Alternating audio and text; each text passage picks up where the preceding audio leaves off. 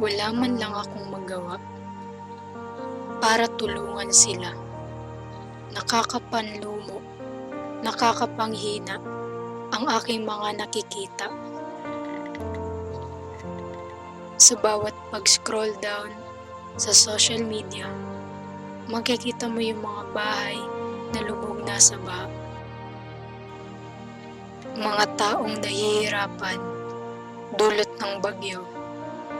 Bata man o matanda ay humihingi ng saklolo. Mga alagang hayop na hindi na naisalba.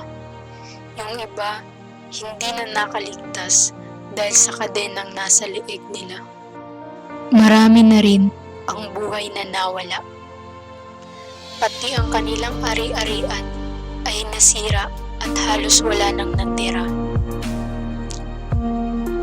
Nakakadurog ng puso ang pangyayaring ito. Hangad ko sana ay may maitulong man lang ako.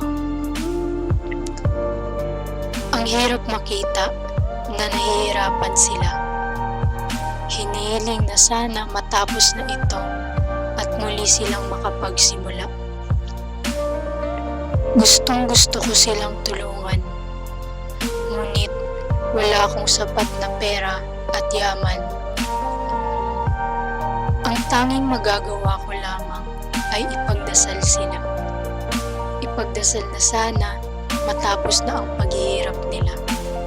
Sa kabila man ng sakuna na dumating sa ating bansa, Pilipino tayo, nakukuha pa rin nating umiti na parang walang problema. Mahirap man na bumangon muli, kakayanin ang lahat para bumalik sa dati.